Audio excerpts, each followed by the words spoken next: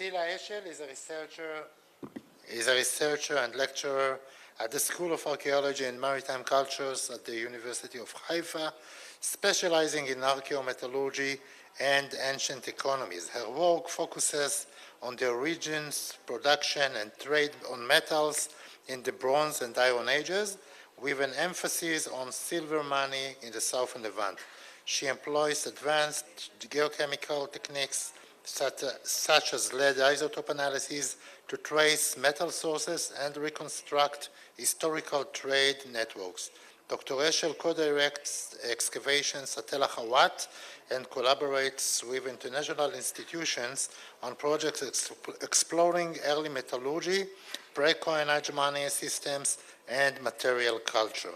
And her lecture will be, she will present in the name of Iris Groman-Yaroslavsky and Shay Bar, the silver hoards from Mras, א-דין.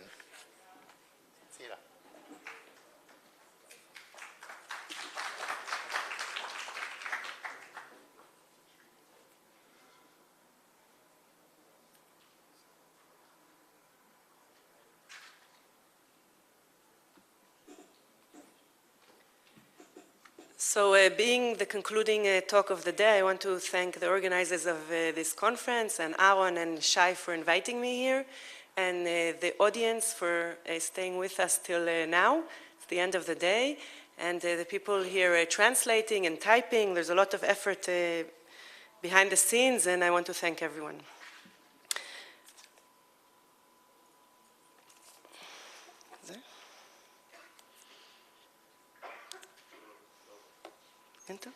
Okay.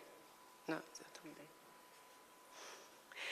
So Mras א-דין is an archaeological site in eastern Samaria, 1 kilometer west of the settlement of Gitit and 4.5 kilometers southeast of the village Akrabe.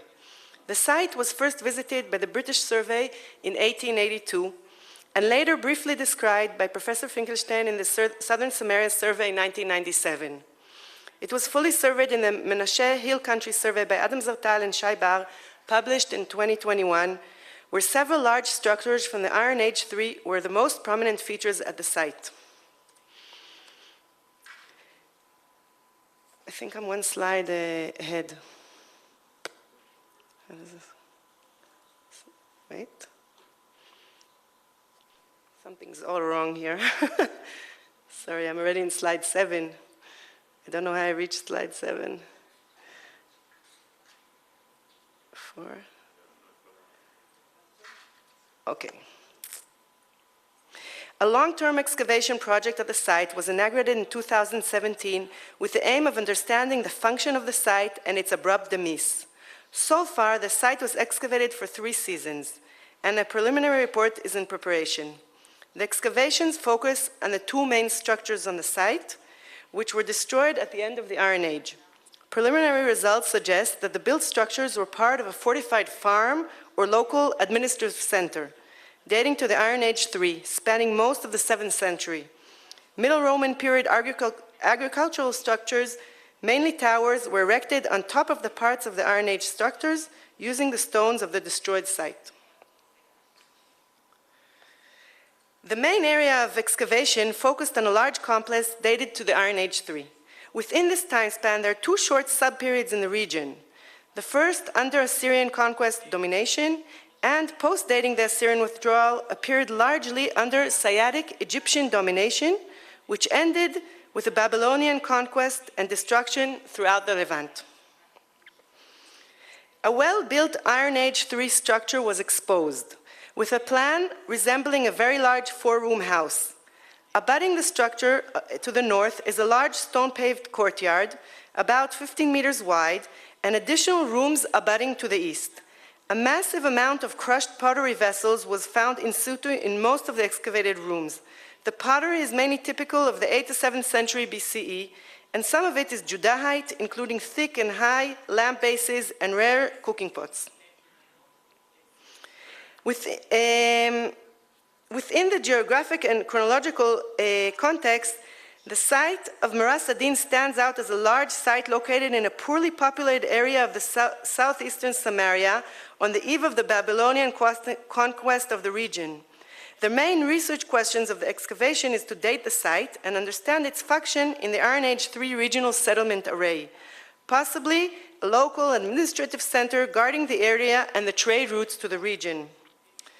In this period, Samaria, the former capital city of the Israel Kingdom, was transformed to the capital of a new Assyrian province, Samarina.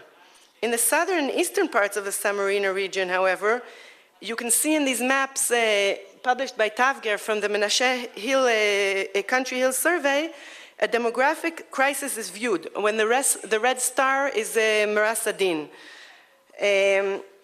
as pointed out by various publications, lately by Aaron Tavger. The precise boundaries of the Kingdom of Judah during this period are unknown. It has been suggested that the Judahite influence in the late 7th century covered a territory from En-Gedi in the east to Tel Malchata in the south, to the Shfela, or possibly also reaching the coastal plain, but no further to Beit El in the north. Significantly, Mras א-דין, north of Beit El, is rich with Judahite ceramics located in no man's land. It is therefore a key site for understanding the poorly researched later phases of the Iron Age in the region. The hoard was found in 2019 in a small complete jugglet retrieved from the collapse of a wall in the southern room of the structure, marked here in a red box. The jugglet containing the hoard is a unique vessel in the late Iron Age pottery repertory of Samaria, or even in the southern Levant, and no parallels were yet found for this vessel type in the region. It is possibly Egyptian style, connecting between the hoard and the Egyptian rule over the region in the late 7th century BCE. In this period, Egypt was engaged with trade with East Greece, and Ionians settled in the trade center of Naucratis in the delta of Egypt. The hoard contained 6 cut silver ingots of different weights. At the time of exposure, the silver has, as you see in the photo, this was taken on site by Shay Bar, the silver had a purple tint. And this is probably due to the high level content of lead in the silver, while the purple tint faded after a few days or hours. Shay. Took some time and it faded away. The items were cleaned and corrosion was removed in the Metals Conservation Lab of the Zinman Institute of the University of Haifa. And as you can see, there are large silver ingots of varied weights. Silver was the most important measure of value and means of payment in Mesopotamia since the mid-3rd millennium BCE, exchanged by weight for its intrinsic value. The introduction of this form of currency was probably initiated by city-states that needed a common means of executing transactions both inside and outside their territories. The trade and payment in silver was initiated by the palace and operated by merchants who acquired and distributed commodities. The continued importance of silver in private and institutional economic transactions in Mesopotamia and Syria throughout the Bronze and Iron Ages are evident from cuneiform texts found in several archives in these regions. Hoards from Bronze and Iron Age Mesopotamia, mostly containing cut silver in the form of rods, ingots, and jewelry, are manifestations of wealth, usually hidden with the intent of future retrieval, indicating the use of silver as currency. In the southern Levant, 40 silver hoards, which is the largest assemblage known even in comparison to Mesopotamia, were unearthed in various locations, and they comprise by far the largest corpus of pre-coinage silver currency known from the Mediterranean region during the 2nd and 1st millennium BCE. The silver was often bundled in cloth, placed in ceramic vessels, and concealed below floors. Excluding Nahariya silver figurines, the earliest securely dated silver hoards in the southern Levant date to the end of the Middle Bronze Age, discovered at Shiloh and Gezer, and the latest date to the 5th century, indicating that silver was used as currency in the region for over 1,000 years. Contemporary to the hoard from Mras א-דין are silver hoards from En-Gedi in Judah and 5 hoards from Philistine Tel Mikne. A similar hoard was also unearthed at Elephantine, Upper Egypt, also dating to the 7th century. In the 5th century, silver was still hoarded alongside coins, suggesting that silver currency valued by weight was still practiced in the region, alongside the invention of coinage. In some hoards, this is a hoard from I think from Samaria, yes. In some hoards, the coins were hacked, probably exchanged for their weight rather than their coin value. Lead isotope analysis is a method in which we compare the composition of silver to possible ores from which the silver originated from. The items were analyzed by Dr. Yudit Harlavan from the Israel Geological Survey in Jerusalem. Isotopically, 4 of the items are consistent with the Larion mines in mainland Greece. 2 of the smaller cubic silver items may be consistent with other ores, possibly in the Aegean or in Anatolia. The results comply with previous provenance studies of silver hoards, indicating a transition in silver trade. Phoenicians were the main silver providers to the Levant, and Iberia was the main silver ore source for Judah and Philistia throughout the 8th century BC. This Phoenician endeavor, which probably supplied additional subregions of the Levant, was probably enabled by the Assyrians in return for increased tribute. Later, during the Iron Age III, hoards in the Levant reflect a dramatic change, since Iberian silver substantially decreases, while silver from Greece reappears for the first time since the late Bronze Age. This shift probably occurred in the second half of the 7th century BC, after the Assyrian Empire retreated from Western Asia, leaving behind a political void which the Egyptians quickly filled. The Phoenicians lost their privileged position as sole providers of silver, and the market opened to new agents, possibly East Greek traders. The results therefore suggest that silver originated from Greece and reached the Levant under Egyptian Siatic rule in the second half of the 7th century BC. This is significant because it suggests the existence of an inland route, especially if we find such silver in Mras, א-דין, of an inland route between Judah and the north. Beyond provenance, a unique phenomenon noticed on the silver are chisel marks evident on the silver. The marks were interpreted by Iris Groman-Yaroslavsky at the Zinman Institute of Archaeology at the University of Haifa. This is the first user analysis of hack silver. Several different kinds of marks were observed. Chisel marks used for hacking the silver, smaller chisel marks on the dorsal face of the item, which you can see on the bottom on item number 2, and hammering marks.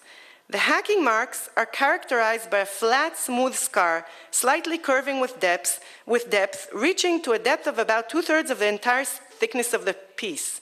These scars are chisel marks that formed as the chisel was pressed forcefully in a vertical direction onto the silver mass. Below the scars, crudely broken surfaces are evident, indicating that the chiseling was followed by snapping, probably done using a hammer, and the break propagated following the line of the initial cut by a chisel. This is what we call hack silver, because they were using a chisel to chisel almost all the way through, and then probably a hammer to hack the silver. Several chisel strikes can be distinguished by following the ridges on the wall of the cut, allowing to follow the sequence of chiseling as one scar is cutting another. The artifact was chiseled at least 4 times from each side, and considering the chisel incision on the ventral face, it is clear that this piece was intended for further segmentation. The dorsal face bears marks of fine chiseling with a narrow-ended chisel. Their changing orientation suggested that the chisel was hitting the surface while rotating the piece under it.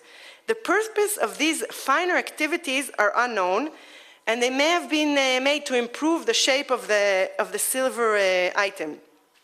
The effort put into the silver ingots indicates their high value. The item on the left also has a treated surface with marks of narrow-ended chisel. However, while chisel marks are evident on the center, what you see on the side may look at first impression as chisel marks, but they're not. They are fissures, and they are in fact tension cracks.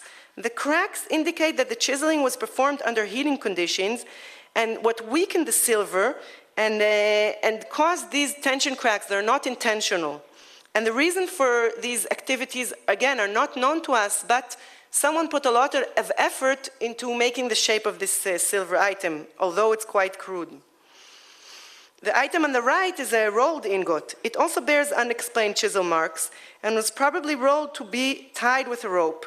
A contemporary parallel was found at Tel Mikne, as you can see below. Two chocolate bar items have evidence of polishing and rounding, evident along the margins of the piece. This is assumed to be associated with prehension, evidencing that they were wrapped in cloth or passed around in antiquity, possibly due to their function as currency. To conclude, the results contribute to the study of silver hoards as well as to the study of post-Assyrian Judah. The silver originated from Greece and should be associated with Egyptian Saitic rule of the southern Levant during the second half of the 7th century BC. The items were hacked and worked with a chisel and hammer after casting for an unexplained reason. The results highlight Mras א-דין as an important site overlooking the road leading north of the kingdom of Judah, which was probably an active trade route at this period. Thank you very much for your attention, and thank you very much for the people who helped with this research.